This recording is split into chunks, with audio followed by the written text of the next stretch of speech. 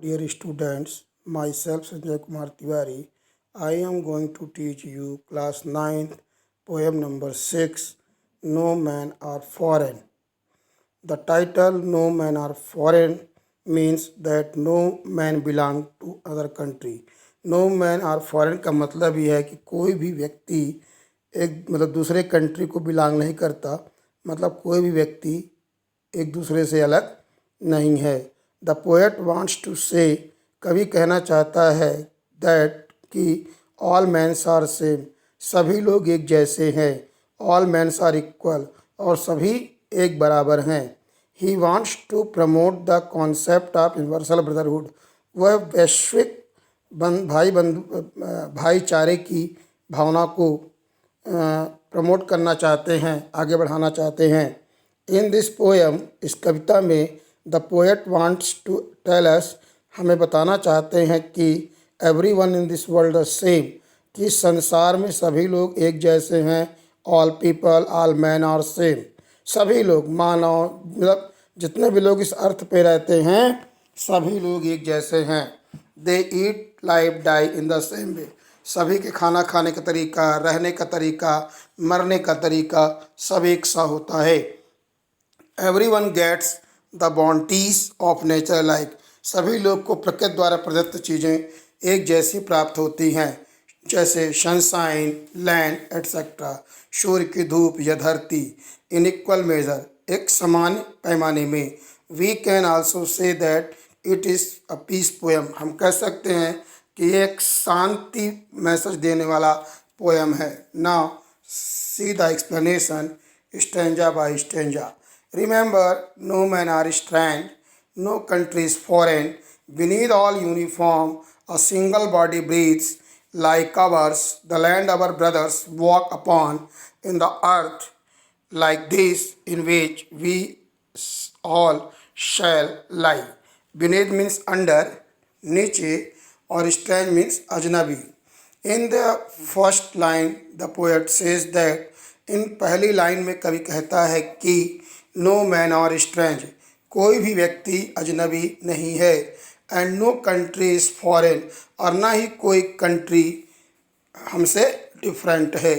No so he is attempting to remove the border from the earth which have been erected to separate different countries, इसलिए वो धरती पर जो अलग अलग देशों की जो बाउंड्रीज बनी हुई है, उन सीमा बंधन की दीवारों को तोड़ना चाहता है जो हमें एक दूसरे से अलग करती है। Then only no country will be foreign, जब ये दीवार टूट जाएगी, डिफरेंस की दीवार जब टूट जाएगी, तो कोई भी कंट्री फॉरेन नहीं होगी। We will feel every country as our own land, और सभी कंट्री को हम महसूस करेंगे कि हम हमारी सब ये भूमि है, हम सब एक हैं। When there will be no border, कब, जब कोई भी सीमाएं नहीं होंगी। सीमा मीन्स यहाँ पर डिफरेंस, अंतर। Everyone will be free to move around, और हर व्यक्ति कहीं भी आने जाने के लिए स्वतंत्र होगा। द पोएट वांट्स टू से, कवि कहना चाहते हैं that the entire earth is one and all the people who live on this earth belonging to human races. कवि कहता है कि जो पूरी अर्थ है, वो पूरी अर्थ एक है, और इसमें रहने वाले सभी लोग केवल मानव हैं। देन ही सेज, आगे वह कहता है that inside the uniform worn by soldier, कि जो सिपाही लोग यूनिफॉर्म पहनते हैं, अपना वर्दी पहनते हैं, ऑफ डिफरेंट कंट्रीज, अलग अलग देशों का, the human being is the same, उनके अंदर निवास करने वाला मानव स्वरूप एक ही है। God has made all of us in similar way, ईश्वर ने हम सभी को एक जैसा बनाया है। All breathe in the same way, सभी लोग एक जैसा ही सांस लेते हैं। देन ही सेज दैट, आगे वो कहते हैं कि all soldiers are our brother, सभी सैनिक हमारे भाई हैं। We all walk upon the same mother earth, हम सभी एक ही धरती माता पर अपना जीवन यापन करते हैं, उन पर चलते हैं। And upon our death shall be in the grave in the same earth. अब मरने के बाद सभी को एक ही अर्थ में मतलब उनको शांति मिलती है, या एक ही अर्थ में सभी को दफनाया जाता है। Now C second stanza. They too aware of sun and air and water are fed by peaceful harvests, by wars, long winter strapped their hands or ours, and their lines we read about not different from our own. They refers to those people, यहाँ पर वे उन लोगों को present करता है who belong to other countries, जो दूसरे देशों को बिलोंग करते हैं या जिनका संबंध दूसरे देशों से है। We call them foreigners, हम उन्हें विदेशी कहते हैं। Indiscriminate them and fight with them also, हम उनसे भेद रखते हैं और उनसे लड़ाई झगड़ा करते हैं। The poet says that nature has given all the bounties to the all people also just like he has given। कवि कहता है कि प्रकृति ने इस अर्थ में सभी लोगों को सभी चीज़ें एक जैसे प्रदान की है जैसे कि हमें। Everyone gets sunlight, air and water in equal measure, सभी को सूर्य की रोशनी, हवा और पानी एक बराबर मात्रा में मिलता है।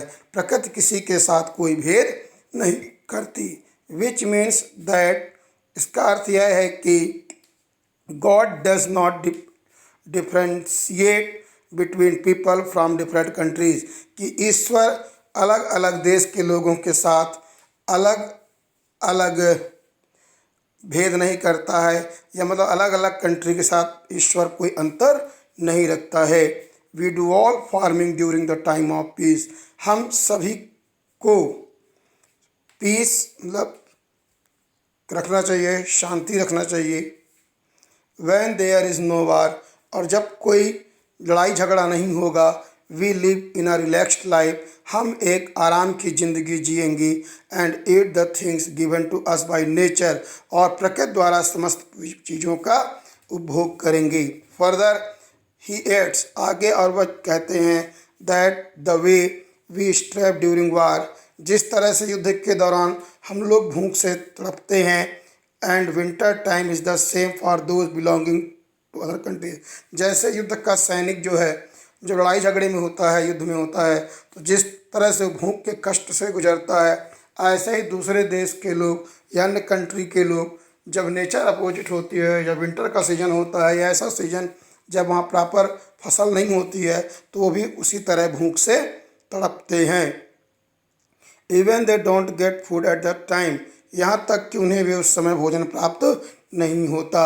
सो ही वॉन्ट्स टू से, इसलिए वो कहना चाहते हैं, that foreigners who belong to another country, कि वे फॉरनर्स लोग जो दूसरे कंट्री को बिलोंग करते हैं, एंड वी और हम, बोथ आर सेम, दोनों एक हैं। And then the poet says, आगे कवि कहता है कि that even their hands are same as our, जैसे हमारे हाथ हैं वैसे ही उनके भी हाथ हैं। He is giving all this example, ये तमाम एग्जाम्पल वो देता है, टू कन्वे, इस बात को समझाने के लिए, टू द रीडर, हम सभी पाठकों को, that there is no difference in us, कि हम में और अन्य लोगों में कोई अंतर नहीं है।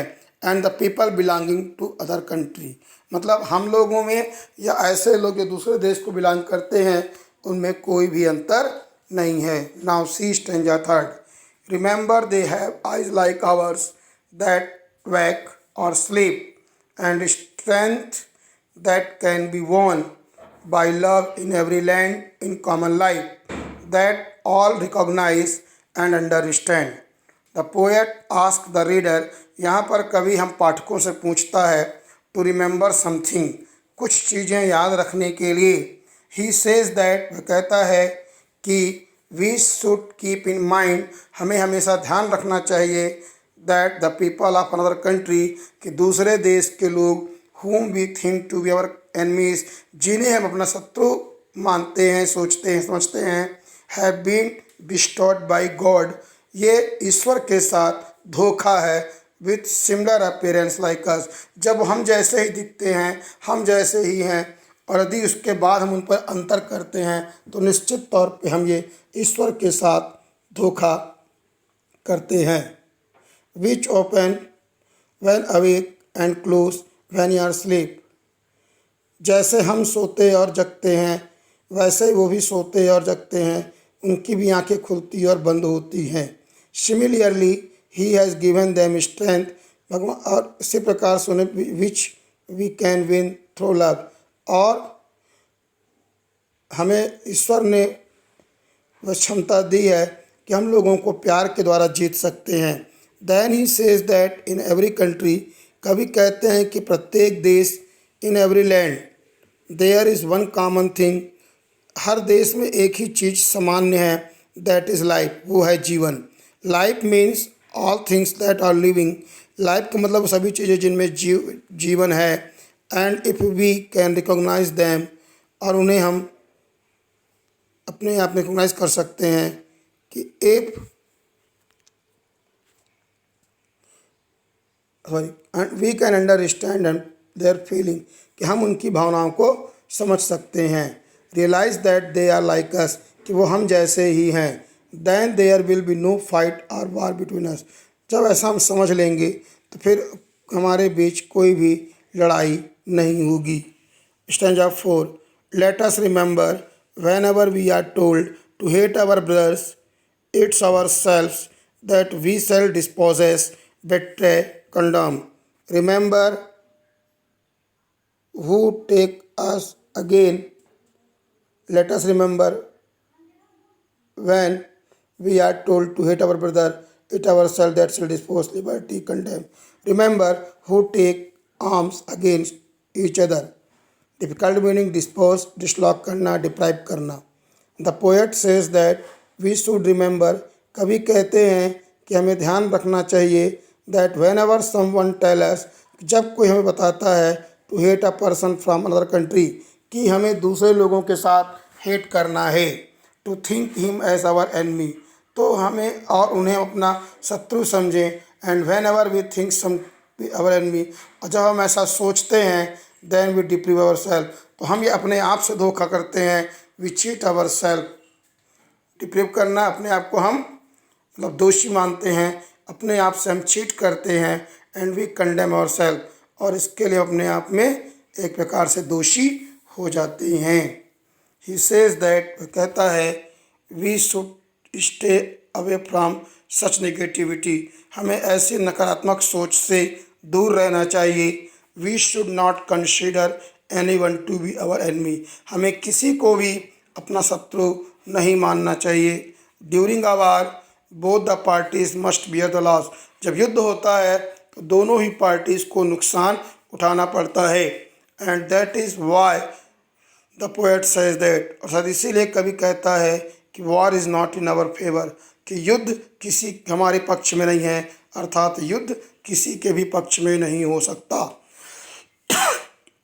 He says that whenever we pick any weapon, वो कहते हैं कि जब हम कोई वेपन उठाते हैं अगेंस्ट समवन, किसी के खिलाफ, we should remember one thing, हमें एक चीज़ याद रखनी चाहिए। Last stanza. It is the human earth that we defile our hells of fire and dust outrace the innocence of air that is everywhere our own. Remember, no man are foreign and no country is strange. Defile means make dirty, गंदा करना, pollute करना। We should keep in mind, हमें ध्यान रखना चाहिए that whenever we pick up weapon, कि जब भी हम औजार अस्त्र उठाते हैं against any person, किसी भी व्यक्ति के खिलाफ, we make the earth dirty, हम अर्थ को गंदा करते हैं। बिकॉज वीपन्स किल पीपल, क्योंकि वीपन से लोगों की मृत्यु होती है। And their bodies which fall on the earth make dirty, और वो डेड बॉडीज अर्थ पे गिरती हैं और अर्थ को गंदा करती है। व्हेन एवर वार हैपन्स, जब कभी युद्ध होता है, it leads to a lot of blood shed, निश्चित तौर पे बहुत ज़्यादा खून खराबा को बढ़ाता है। फायर एंड डेथ, आग और मृत्यु। These dead bodies accumulate on the अर्थ, और ये जो डेड बॉडीज़ हैं यहाँ वहाँ अर्थ में पड़ी रहती हैं, and it make it impure, और ये धरती को अशुद्ध करती हैं।